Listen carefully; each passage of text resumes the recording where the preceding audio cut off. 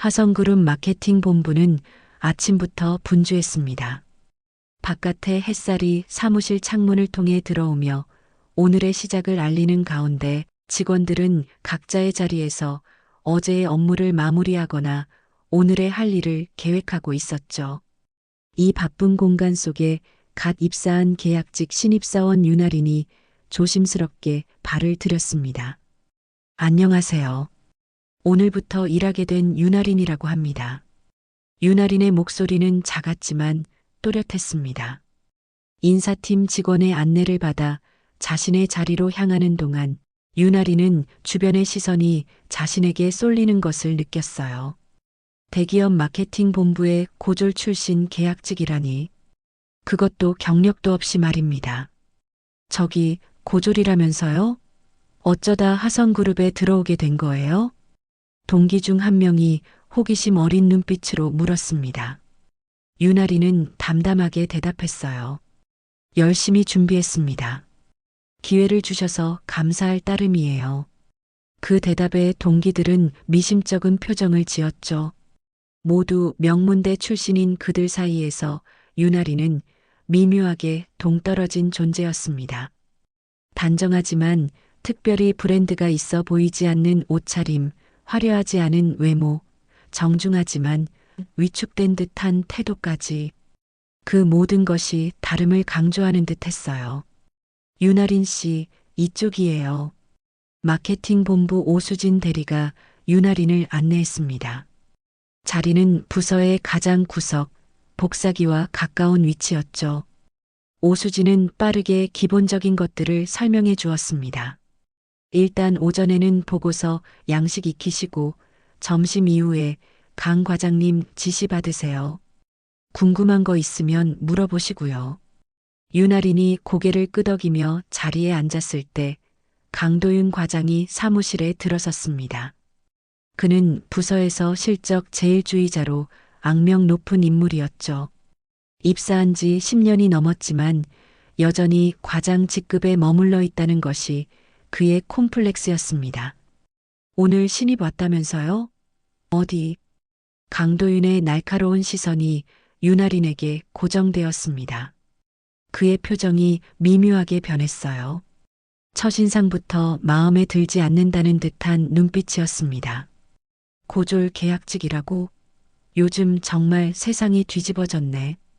하성그룹도 이제 누구나 들어올 수 있는 회사가 됐나 보군. 그의 비아냥은 사무실 전체에 울렸습니다.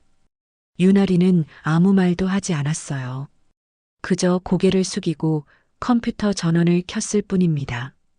윤 씨, 회의 준비 자료 복사해 오세요. 아, 그리고 커피도 한 잔 부탁합니다.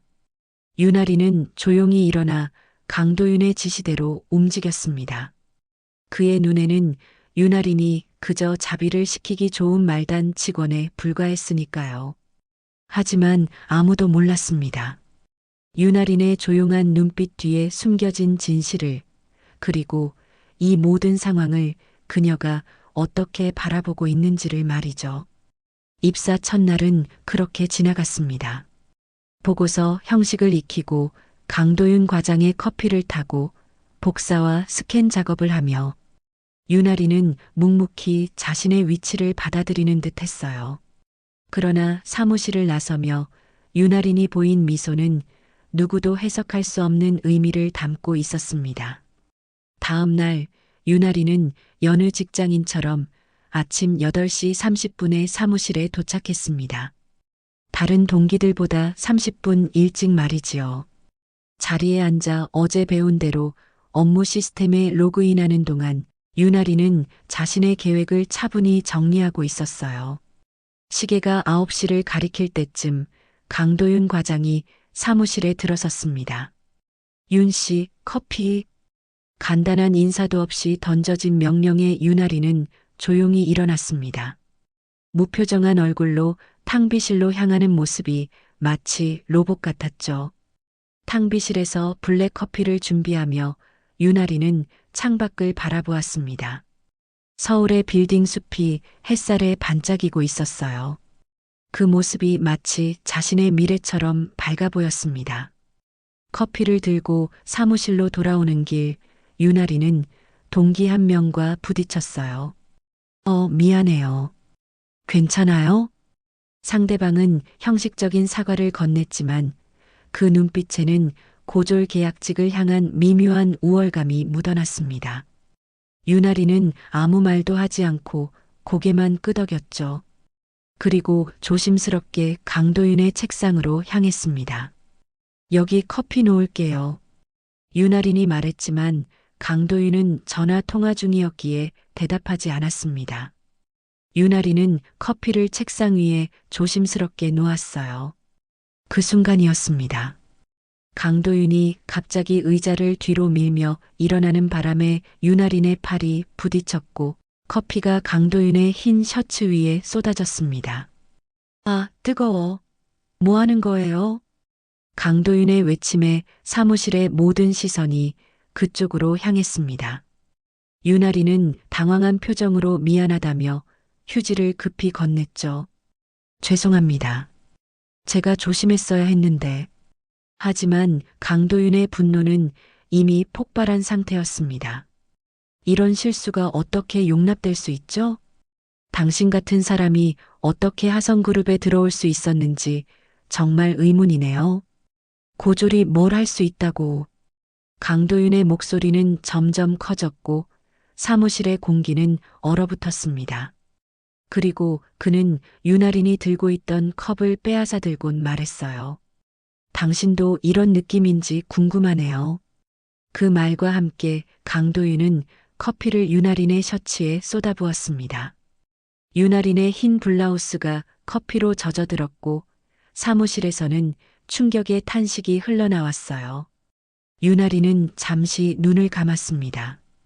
그리고 깊게 숨을 들이마신 뒤 고개를 들었죠. 괜찮습니다. 제 실수였으니까요. 유나린의 반응은 예상 밖이었습니다. 분노도 눈물도 없었죠. 그저 담담한 수용만이 있었습니다. 그 모습에 강도윤은 오히려 더 화가 났지만 더 이상의 행동은 하지 않았어요. 유나리는 조용히 화장실로 향했고 사무실은 어색한 침묵에 휩싸였습니다. 그날 저녁 유나리는 마지막으로 사무실을 나가는 직원이었습니다. 아무도 없는 사무실에서 그녀는 자신의 자리를 정리하며 휴대폰을 꺼냈어요. 할아버지, 저예요. 네, 첫날부터 흥미로운 경험을 하고 있네요. 하지만 걱정 마세요. 모든 계획대로 진행 중입니다. 전화를 끄는 유나린의 얼굴에는 미소가 어렸습니다. 그것은 예전에 소심해 보이던 표정과는 전혀 다른 자신감 넘치는 미소였죠. 다음 날 아침 하성그룹 전체 직원의 메일함에 한 통의 공지가 도착했습니다. 공지 회장님 특보 인사 발령 안내. 오늘부로 회장 외손녀 유나린 양이 현장 경험을 위해 마케팅 본부에 배속됩니다. 모든 직원들의 협조를 부탁드립니다. 마케팅 본부 사무실에 들어서는 유나린을 본 강도윤의 얼굴이 백지장처럼 하얗게 변했습니다. 유나린은 평소와 다름없이 조용히 자신의 자리로 향했습니다. 그러나 사무실의 분위기는 완전히 달라져 있었죠. 어제까지 무시하던 사람들의 시선이 갑자기 존경과 두려움으로 바뀌어 있었으니까요. 유나리는 그런 시선들을 모두 무시한 채 자신의 자리에 앉아 컴퓨터를 켰습니다. 하린 씨, 아니, 윤 이사님. 어제까지 유나린을 무시하던 동기 중 한 명이 어색하게 다가왔습니다. 유나린은 고개를 들어 그를 바라보았어요. 그냥 유나린으로 불러주세요. 저는 여전히 계약직 신입사원입니다. 담담한 유나린의 말에 동기는 더욱 당황한 표정을 지었습니다. 그 모습을 지켜보던 오수진 대리가 다가왔어요. 유나린 씨, 아침 회의 시간인데 참석하시겠습니까? 오수진의 태도는 어제와는 달리 공손했지만 지나치게 형식적이지는 않았습니다. 유나리는 미소를 지으며 대답했죠. 네, 물론이죠. 제가 할 수 있는 모든 업무에 참여하고 싶습니다. 회의실로 향하는 길, 모든 시선이 윤아린에게 쏠렸습니다. 그 중에서도 가장 당혹스러운 표정을 짓고 있는 사람은 바로 강도윤 과장이었어요. 그는 어제의 사건을 떠올리며 식은땀을 흘리고 있었죠. 자신이 회장의 외손녀에게 그런 모욕적인 행동을 했다니 생각만 해도 등골이 오싹했습니다. 회의가 시작되고 마케팅 본부 상무인 김상무가 윤아린을 소개했습니다. 여러분 아시다시피 오늘부터 우리 윤아린 씨가 아니 회장님 손녀께서 우리 부서에서 현장 경험을 쌓으실 예정입니다. 모두 협조해 주시기 바랍니다. 윤아린은 조용히 자리에서 일어났습니다. 안녕하세요. 다시 인사드립니다. 저는 그저 이 회사의 업무를 배우러 온 신입사원일 뿐입니다. 특별한 대우는 필요 없습니다. 오히려 제 능력으로 인정받고 싶습니다. 윤아린의 말에 회의실은 묘한 긴장감에 휩싸였습니다. 누구도 이런 상황을 예상하지 못했기 때문이죠. 특히 강도윤 과장은 자리에서 꼼짝도 못한 채 고개를 숙이고 있었어요. 회의가 끝난 후 강도윤은 윤아린에게 다가갔습니다. 그의 얼굴은 창백했고 목소리는 떨리고 있었죠. 아린 씨, 아니 윤 이사님, 어제 일은 정말 죄송합니다. 제가 무례했습니다. 윤아린은 강도윤의 눈을 정면으로 바라보았습니다. 그 눈빛에는 어제의 소심함이라곤 찾아볼 수 없었어요. 강 과장님, 저는 여전히 계약직 신입사원입니다. 그리고 어제의 일은 지금 사과하시는 거예요? 아니면 제 신분이 두려워서 그러시는 건가요? 강도윤은 대답하지 못했습니다. 윤아린의 질문은 날카롭게 그의 내면을 찔렀기 때문이죠. 사과가 진심이었을까요? 아니면 그저 두려움 때문이었을까요? 그 자신도 확신할 수 없었습니다. 생각해 보세요, 강 과장님. 어제의 저와 오늘의 저는 같은 사람입니다. 달라진 것은 단지 제 배경에 대한 정보뿐이죠. 그런데 그것만으로 사람을 대하는 태도가 이렇게 달라진다면 그건 진정한 인간관계가 아니라고 생각합니다. 윤아린의 말은 강도윤뿐만 아니라 주변에서 엿듣고 있던 모든 사람들에게 깊은 울림을 주었습니다.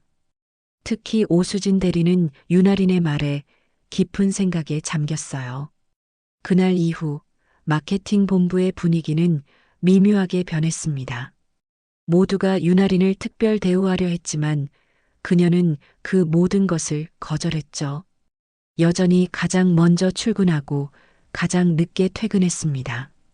다만 이제는 아무도 그녀에게 커피를 타오라고 명령하지 않았을 뿐이었어요. 윤아린의 정체가 밝혀진 지 일주일이 지났습니다. 마케팅 본부의 분위기는 여전히 어색했지만 사람들은 서서히 새로운 상황에 적응하고 있었죠. 특히 동기들은 윤아린에게 적극적으로 다가가기 시작했습니다. 하린 씨, 오늘 점심 같이 먹을래요? 우리 부서 신입들끼리 모여서요. 동기 중 한 명인 민지가 친근한 미소로 제안했습니다.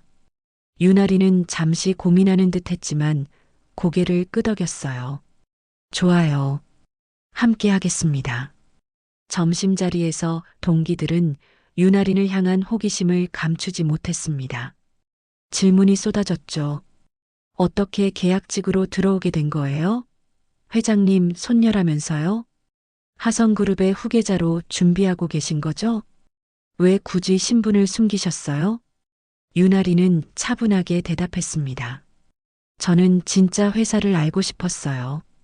특별 대우 없이 가장 낮은 위치에서 시작해서 모든 것을 배우고 싶었죠.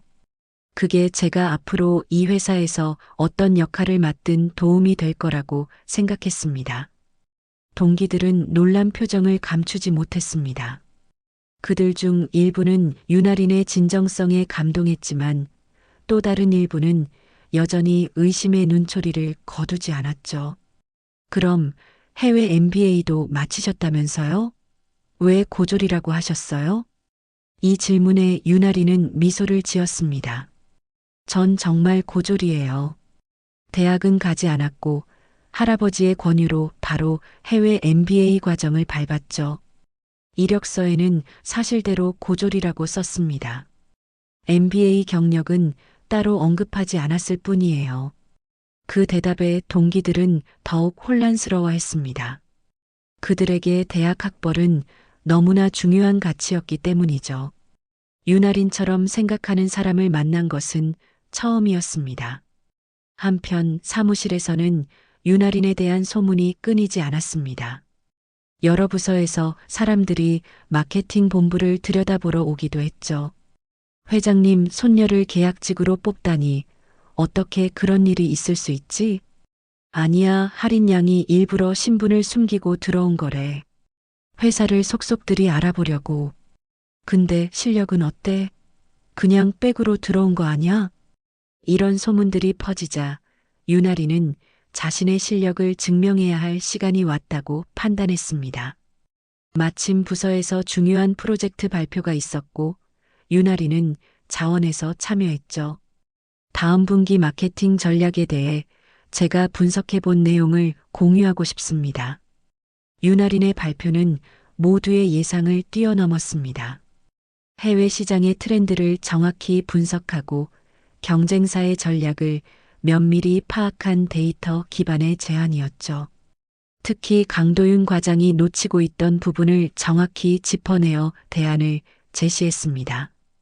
이 부분은 강 과장님의 전략에서 약점이 될 수 있습니다. 타깃 고객층의 소비 패턴이 변화하고 있어요. 이에 맞춰 우리의 접근법도 조정해야 합니다. 유나린의 지적은 날카로웠지만 공격적이지 않았습니다. 그저 사실에 기반한 냉정한 분석이었죠. 강도윤은 당황했지만 반박할 수 없었습니다. 유나린의 분석이 정확했기 때문이었어요. 회의가 끝난 후 김상무가 유나린을 따로 불렀습니다. 할인 양, 아주 훌륭한 분석이었어요. 역시 회장님의 손녀답군요. 김상무의 말에 유나리는 조용히 대답했습니다.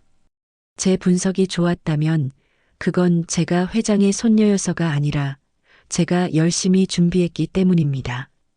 그 점을 기억해 주셨으면 합니다. 김상무는 당황한 표정을 감추지 못했습니다. 유나린의 대답은 예상 밖이었기 때문이죠. 그는 어색하게 웃으며 자리를 피했습니다. 오수진 대리는 이 모든 상황을 지켜보며 유나린에게 새로운 시선을 보내기 시작했습니다. 처음에는 그저 회장의 손녀라는 배경만 보았지만 이제는 유나린이라는 한 사람의 진정한 모습을 보기 시작한 것이죠. 유나린 씨, 정말 대단하네요. 평범한 사람이 아니란 건 처음부터 알았어요. 태도가 달랐거든요. 오수진의 말에 유나리는 미소를 지었습니다. 그것은 첫날 이후 처음으로 보이는 진심 어린 따뜻한 미소였습니다. 유나린의 실력이 드러난 지 3주가 지났습니다. 마케팅 본부의 분위기는 이전과는 완전히 달라져 있었어요. 유나린은 더 이상 회장의 손녀가 아닌 유능한 마케터로 인식되기 시작했습니다. 그녀의 분석과 제안은 항상 핵심을 찔렀고 그 결과 부서의 성과도 점차 향상되고 있었죠. 그러던 어느 날 오전 강도윤 과장에게 한 통의 전화가 걸려왔습니다. 강도윤 과장님, 회장님 비서실입니다. 오늘 오후 2시에 회장님께서 시간을 내어주셨습니다. 꼭 방문해 주시기 바랍니다. 전화를 받은 강도윤의 얼굴이 창백해졌습니다. 비서실의 전화는 언제나 좋은 소식을 가져오지 않았으니까요. 특히 유나린 사건 이후로는 더욱 그랬습니다. 강도윤은 자리에서 일어나 화장실로 향했어요. 거울 속 자신의 모습은 초췌했습니다. 한 달 전만 해도 자신감 넘치던 그의 눈빛은 이제 불안과 두려움으로 가득했죠. 어떻게 해야 하지? 강도윤은 타일 바닥을 서성이며 혼잣말을 했습니다. 그동안 유나린에게 했던 행동들이 머릿속을 스쳐 지나갔어요. 처음 만났을 때의 무시, 커피를 쏟았던 날의 모욕적인 행동, 그리고 그 이후에 어색한 사과까지. 무엇보다 그가 후회했던 것은 진심으로 사과하지 못했다는 점이었습니다. 2시가 다가오자 강도윤은 떨리는 다리로 회장실로 향했습니다. 회장실 문 앞에서 그는 깊게 숨을 들이마시고 넥타이를 바로잡았어요. 문을 두드리자 안에서 윤병천 회장의 목소리가 들렸습니다. 들어오시오.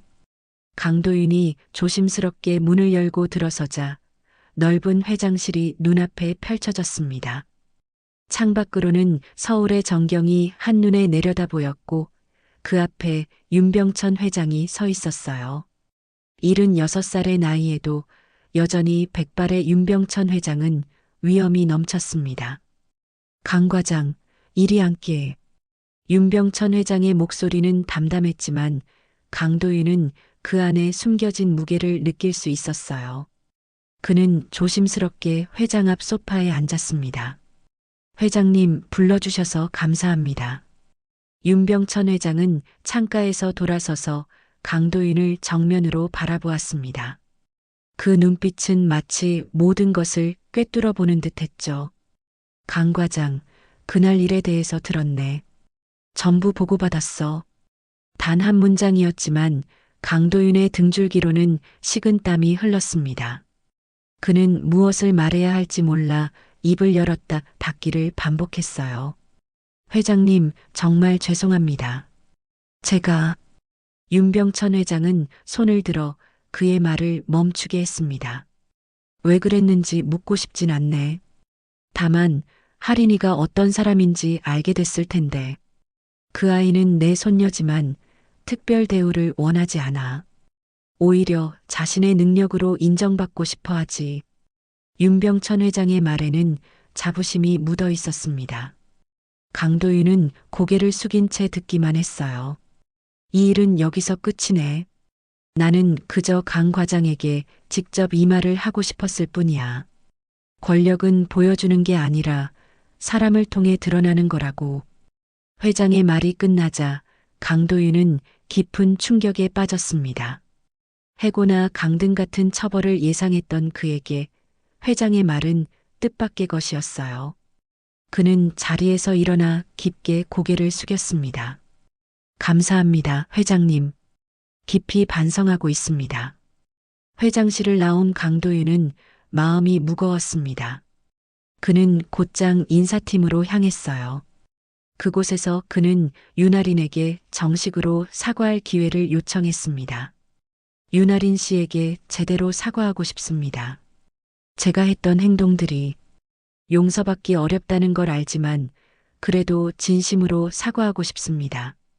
인사팀 과장은 미심쩍은 표정을 지었지만 요청을 받아들였습니다. 그날 오후 윤아린은 소회의실로 불려왔어요. 그곳에는 강도윤이 기다리고 있었습니다. 앉으시겠어요? 강도윤이 조심스럽게 물었지만 윤아린은 서서 대화하겠다고 했습니다. 강 과장님, 무슨 일로 저를 부르셨나요? 윤아린의 목소리는 여전히 차분했습니다. 강도윤은 깊게 숨을 들이마시고 말을 이어갔어요. 윤아린 씨, 그동안 제가 했던 행동들에 대해 정말 죄송합니다. 처음 만났을 때부터 무시했고 커피를 쏟았을 때는 용서받기 어려운 행동을 했습니다. 강도윤의 목소리는 떨렸습니다. 윤아린은 그를 가만히 바라보았어요. 지금이라도 진심으로 사과하시겠어요? 아니면 제 신분이 무서워서요? 윤아린의 질문은 날카로웠습니다. 그 질문에 강도윤은 말문이 막혔어요. 그는 자신의 마음 깊은 곳을 들여다보았습니다. 정말 진심으로 사과하는 것인지 아니면 그저 두려움 때문인지.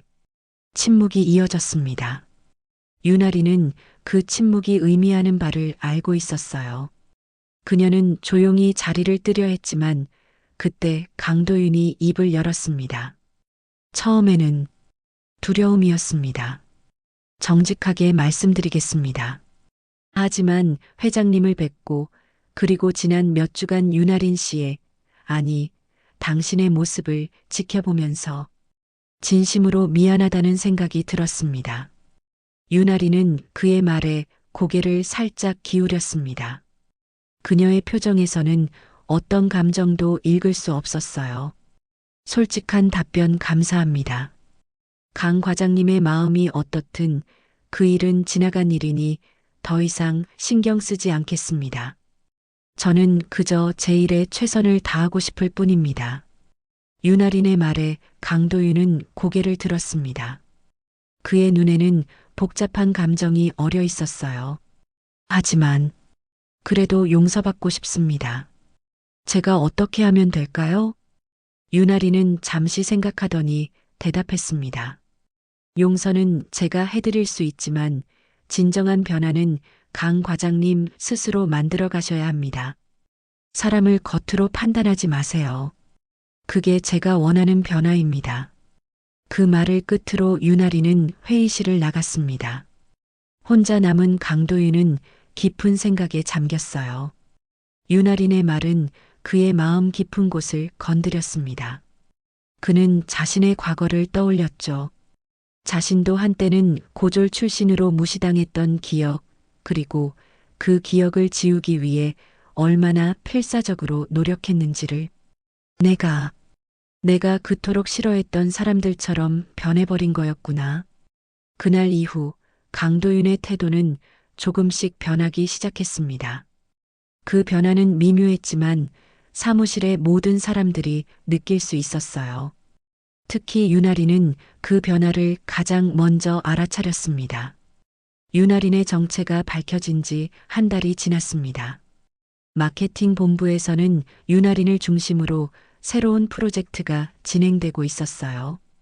그녀의 제안으로 시작된 신규 마케팅 전략이 실제 성과로 이어지기 시작했기 때문입니다.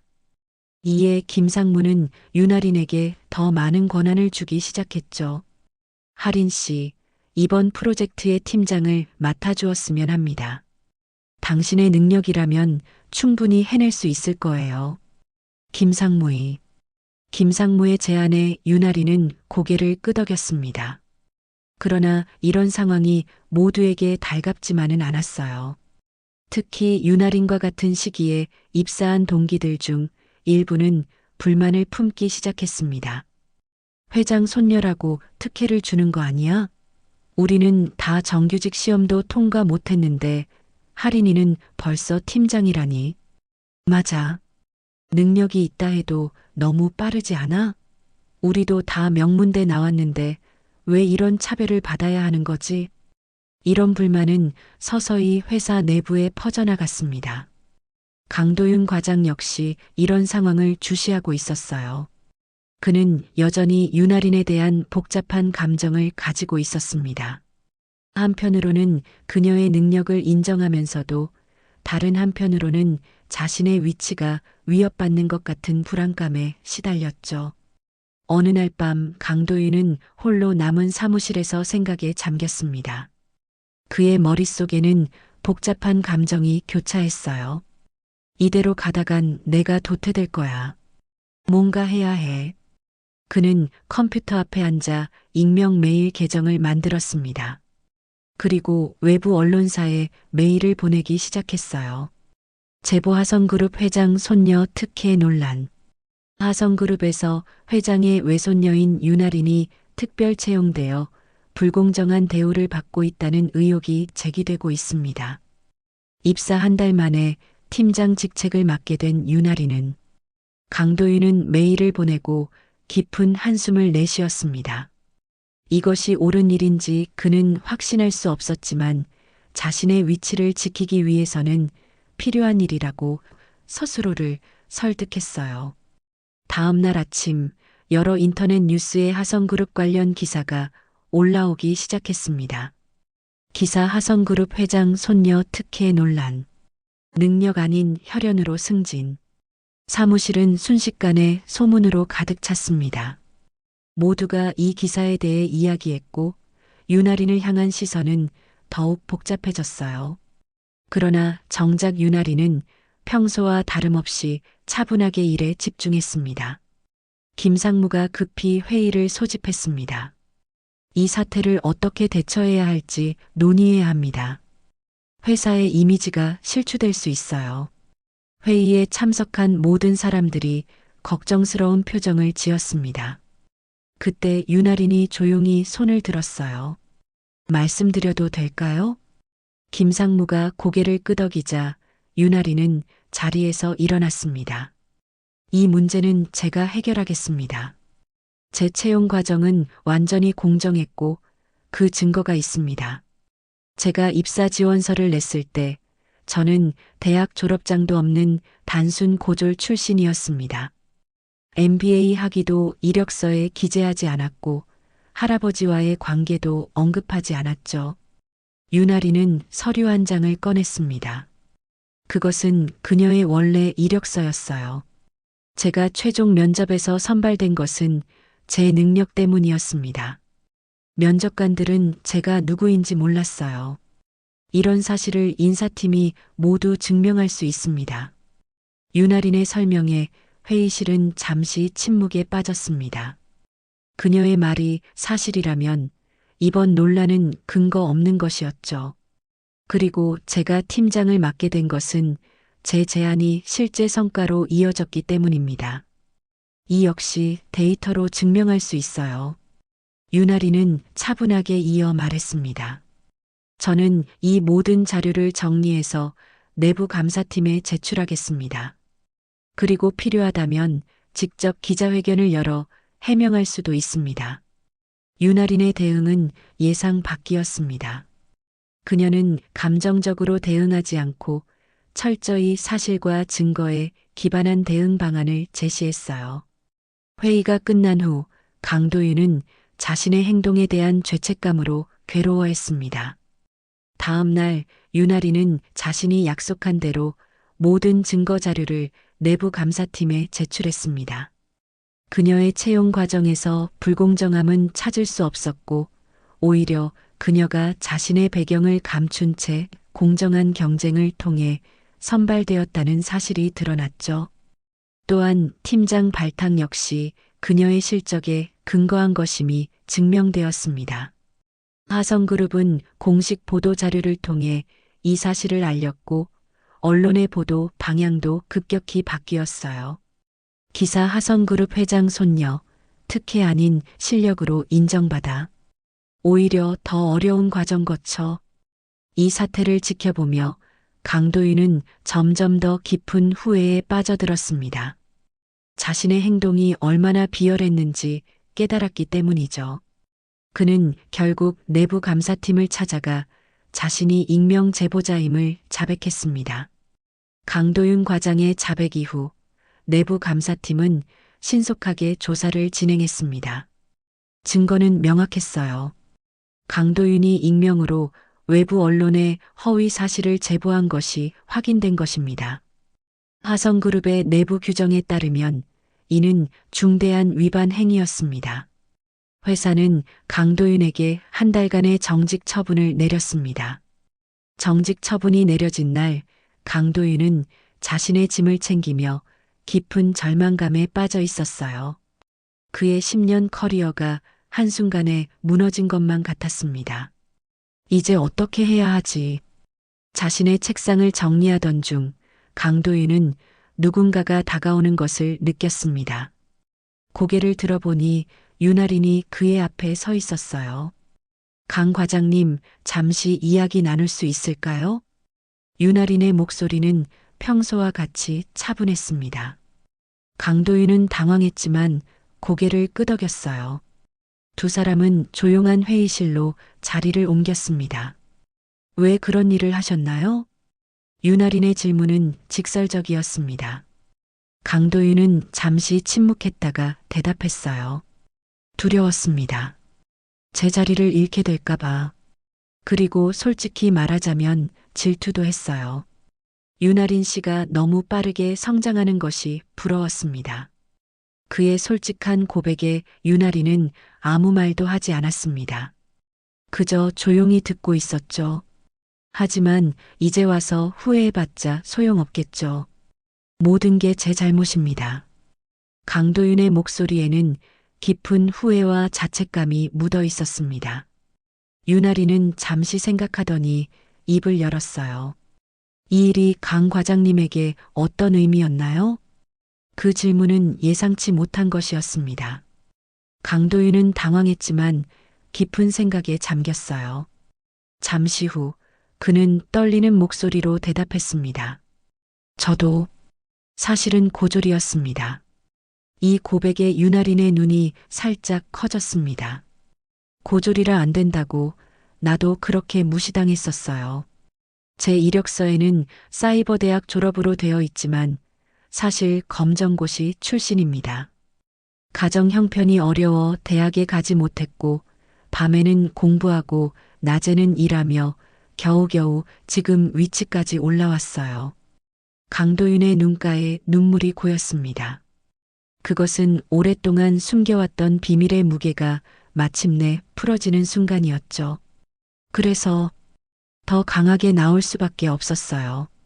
누구라도 약점을 알면 제가 다시 무시당할까봐 두려웠거든요. 하지만 유나린 씨를 보면서 제가 얼마나 잘못된 방향으로 가고 있었는지 깨달았습니다. 당신은 배경을 숨기고도 당당하게 자신의 능력으로 인정받았어요. 반면에 저는 그의 말이 끊겼습니다. 더 이상 말을 잇지 못했어요. 유나리는 조용히 그의 이야기를 듣고 있다가 천천히 대답했습니다. 강 과장님, 저도 처음에는 두려웠어요. 사람들이 나를 어떻게 판단할지, 내 능력이 아닌 배경만 볼까봐. 하지만 결국 중요한 건 스스로 어떤 선택을 하느냐는 거였어요. 제 신분을 밝히지 않은 것도, 밝힌 후에도 특별 대우를 거부한 것도 모두 제 선택이었습니다. 유나린의 말은 강도윤의 마음에 깊은 울림을 주었습니다. 그녀는 계속해서 말했어요. 사람들의 시선은 바꿀 수 없어요. 하지만 그 시선에 어떻게 반응할지는 우리의 선택입니다. 강 과장님은 자신의 과거를 부끄러워하며 남을 밟고 올라가려 했지만 그건 결국 자신을 더 고립시키는 길이었죠. 강도윤은 고개를 숙였습니다. 유나린의 말이 너무나 정확했기 때문이었어요. 지금부터라도 늦지 않았습니다. 강 과장님의 진짜 강점은 학벌이 아니라 그동안 쌓아온 경험과 노하우예요. 그것으로 충분히 인정받을 수 있습니다. 유나린의 말에 강도윤은 고개를 들었습니다. 그의 눈에는 복잡한 감정이 어려 있었어요. 정말 그럴 수 있을까요? 유나린은 미소를 지었습니다. 물론이죠. 제가 증명했잖아요. 그 말을 끝으로 유나린은 조용히 회의실을 나갔습니다. 혼자 남은 강도윤은 깊은 생각에 잠겼어요. 유나린의 말은 마치 오랫동안 닫혀있던 창문을 활짝 연 것 같은 느낌이었습니다. 그는 자신의 과거와 현재, 그리고 미래에 대해 다시 생각하기 시작했습니다. 3개월이 지난 어느 봄날, 하성그룹 마케팅 본부는 새로운 변화를 맞이하고 있었습니다. 유나리는 계약직에서 정규직으로 전환되어 공식적으로 팀장 직책을 맡게 되었어요.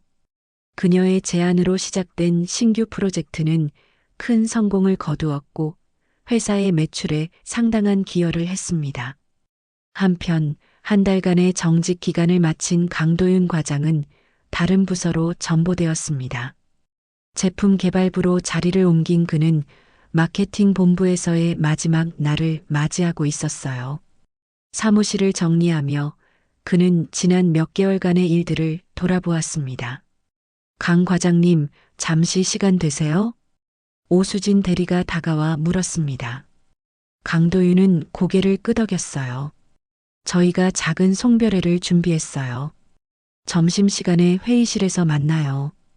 강도윤은 미소를 지었습니다. 이전에 그였다면 이런 자리를 불편해했겠지만 지금은 달랐어요. 그는 변화하고 있었습니다. 점심시간 마케팅 본부 직원들이 모인 가운데 간단한 송별회가 열렸습니다. 케이크와 음료가 준비되어 있었고 모두가 강도윤에게 따뜻한 인사를 건넸어요. 강 과장님, 새로운 부서에서도 좋은 성과 내시길 바랍니다. 제품 개발부에서는 마케팅 감각을 살려주세요. 저희가 만든 제품 잘 팔릴 수 있게요. 농담과 웃음이 오가는 가운데 강도윤은 문득 윤아린이 보이지 않는다는 것을 알아차렸습니다. 그녀는 송별회에 참석하지 않은 것 같았어요. 약간의 실망감이 들었지만 그는 이해했습니다. 어쩌면 서로에게 아직은 불편한 상황일 수도 있으니까요. 송별회가 끝나고 자리로 돌아온 강도윤은 마지막 짐을 싸기 시작했습니다. 그때 그의 책상 위에 놓인 쪽지를 발견했어요. 오후 3시 옥상에서 윤아린. 강도윤은 쪽지를 들고 잠시 망설였습니다.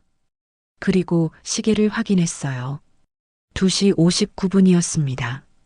그는 남은 짐을 정리하고 옥상으로 향했습니다. 옥상에 도착하자 윤아린이 이미 그곳에 서 있었습니다. 바람에 그녀의 머리카락이 나부꼈고 그녀는 서울 시내를 내려다보고 있었어요. 왔군요, 강 과장님. 윤아린이 돌아서며 미소를 지었습니다. 강도윤은 조심스럽게 다가갔어요. 부르셔서 왔습니다. 무슨 일인가요? 윤아린은 잠시 침묵했다가 대답했습니다. 작별 인사를 하고 싶었어요. 공식적인 자리보다는 이렇게 개인적으로요. 강도윤은 고개를 끄덕였습니다. 두 사람 사이에는 남들이 이해할 수 없는 특별한 관계가 형성되어 있었죠. 새로운 부서에서는 어떤 일을 하게 되나요? 윤아린이 물었습니다. 강도윤은 옥상 난간에 기대며 대답했어요. 신제품 기획이요. 사실 예전부터 관심 있던 분야였습니다. 마케팅에서 쌓은 경험을 살려보려고요. 윤아린은 미소를 지었습니다. 그 미소는 따뜻했고 진심 어린 것이었죠. 잘 어울리실 것 같아요. 강 과장님은 소비자 심리를 읽는 능력이 뛰어나시니까요. 강도윤은 그녀의 말에 놀랐습니다. 윤아린이 자신의 능력을 인정해 주는 것이 의외였어요. 감사합니다. 그동안 윤아린 씨에게 많은 것을 배웠습니다. 특히 사람을 대하는 방식에 대해서요. 강도윤의 목소리는 진솔했습니다. 그는 주머니에서 무언가를 꺼냈어요. 그것은 작은 종이 봉투였습니다. 떠나기 전에 이것을 드리고 싶었습니다. 윤아린은 의아한 표정으로 봉투를 받아들었습니다. 그 안에는 작은 카드가 들어 있었어요. 제가 제품 개발부에서 첫 번째로 기획한 제품입니다. 아직 비밀이지만 윤아린 씨에게는 특별히 알려드리고 싶었어요. 그리고 강도윤은 잠시 말을 멈추었다가 계속했습니다. 진심으로 미안했습니다. 단순히 두려움 때문이 아니라 정말로 제 행동이 잘못되었다는 것을 깨달았어요. 윤아린은 카드를 보며 고개를 끄덕였습니다. 그리고 가방에서 무언가를 꺼냈어요. 그것은 테이크아웃 커피 한 잔이었습니다. 저도 강 과장님께 드릴 것이 있어요. 그녀는 커피를 내밀었습니다. 강도윤은 당황한 표정으로 그것을 받아들었어요. 이젠 그 커피 안 뜨겁겠죠? 윤아린의 말에 강도윤은 잠시 멈칫했습니다. 그리고 이내 그 의미를 이해하고 미소를 지었어요. 첫날에 그 커피 사건이 떠올랐지만 이제는 아픈 기억이 아닌 하나의 교훈으로 남아 있었습니다. 네, 더 이상 뜨겁지 않아요. 강도윤은 커피를 한 모금 마셨습니다. 그것은 적당히 따뜻했어요. 마치 두 사람의 현재 관계처럼. 강 과장님은 처음부터 나쁜 사람이 아니었어요. 다만 두려움에 사로잡혀 있었을 뿐이죠. 그 두려움에서 벗어나셨으니 앞으로는 더 좋은 리더가 되실 거예요. 윤아린의 말에 강도윤은 깊이 고개를 숙였습니다. 그 말씀 가슴에 새기겠습니다. 봄바람이 두 사람 사이로 불어왔습니다. 잠시 침묵이 흘렀고 그 침묵은 불편하지 않았어요. 마치 오랜 여정을 함께한 동반자처럼 서로의 존재만으로도 편안함을 느끼는 순간이었습니다. 아, 그리고 이것도 드리고 싶었어요.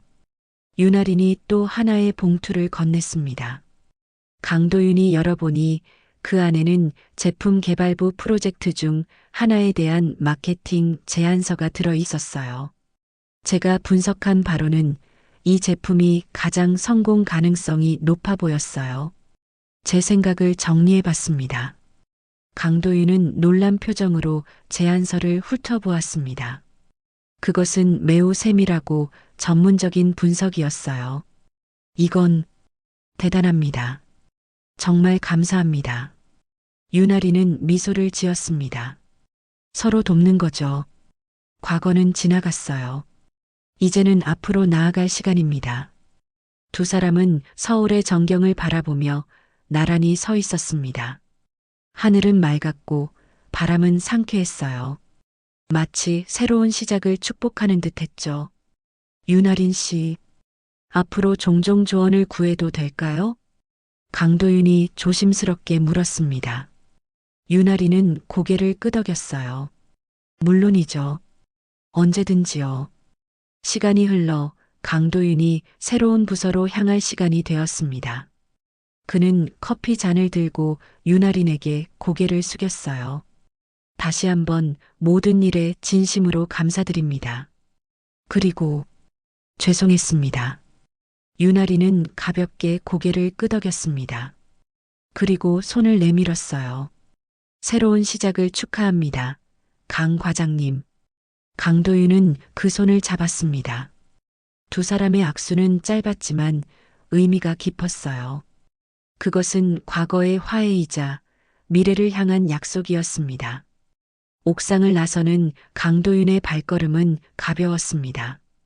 그의 마음속에서 오랜 콤플렉스와 두려움의 무게가 조금은 덜어진 듯 했어요. 윤아리는 그의 뒷모습을 바라보며 미소를 지었습니다. 한 달 후 하성그룹에는 새로운 변화의 바람이 불어왔습니다. 윤아린이 이끄는 마케팅팀은 혁신적인 전략으로 회사의 이미지를 새롭게 하고 있었고, 강도윤이 참여한 제품 개발팀은 신제품 출시를 앞두고 있었죠. 두 팀의 협업은 회사 내에서 모범 사례로 꼽히기 시작했습니다. 어느 날 오후 윤아린은 회의를 마치고 사무실로 돌아왔습니다. 그녀의 책상 위에는 한 잔의 커피가 놓여 있었어요. 그 옆에는 작은 쪽지가 있었습니다. 이번엔 제가 타드립니다. 적당히 따뜻하게요. 마이너스 강도윤. 윤아리는 미소를 지으며 커피를 들었습니다. 그것은 적당히 따뜻했어요. 마치 그들의 새로운 관계처럼 뜨겁지도 차갑지도 않은 편안한 온도였습니다. 사무실 창밖으로 서울의 풍경이 펼쳐져 있었습니다. 하늘은 맑았고 햇살은 따스했어요. 윤아리는 커피를 한 모금 마시며 생각했습니다. 자신이 이 회사에 들어온 이유, 그리고 앞으로 나아갈 방향에 대해서요. 할아버지 윤병천 회장의 말이 떠올랐습니다. 권력은 보여주는 게 아니라 사람을 통해 드러나는 거다. 이제 윤아리는 그 말의 의미를 진정으로 이해했습니다. 그녀는 자신의 위치나 배경이 아닌 자신의 행동과 결정을 통해 리더십을 보여주고 있었어요. 그리고 그것이 진정한 권력이자 영향력이라는 것을 깨달았습니다. 같은 시간 제품 개발부에서 강도윤 역시 자신의 변화를 느끼고 있었습니다.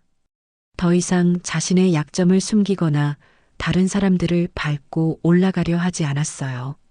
대신 자신의 경험과 지식을 나누며 함께 성장하는 리더십을 실천하고 있었습니다. 강 과장님, 이번 신제품 런칭 회의 준비는 다 되셨나요?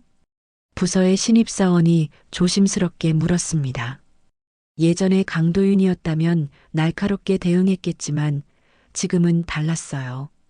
아직 몇 가지 보완할 점이 있어요. 함께 검토해 볼까요? 당신의 시각도 중요하니까요. 신입사원의 눈이 반짝였습니다. 강도윤의 이런 태도는 부서 전체에 긍정적인 영향을 미치고 있었어요. 하성그룹은 변화하고 있었습니다. 윤아린과 강도윤이 각자의 위치에서 보여준 진정한 리더십은 조용히, 그러나 확실하게 회사 문화를 바꾸어 나가고 있었죠. 그리고 그 변화의 시작은 바로 한 잔의 커피에서 비롯되었습니다. 오만과 후회, 그리고 용서와 성장. 그 모든 감정이 담긴 커피 한 잔이 두 사람의 인생을 영원히 바꾸어 놓았습니다. 오늘의 이야기 여기까지입니다. 어떠셨나요? 마음에 드셨다면 구독과 좋아요로 응원 부탁드립니다. 감사합니다.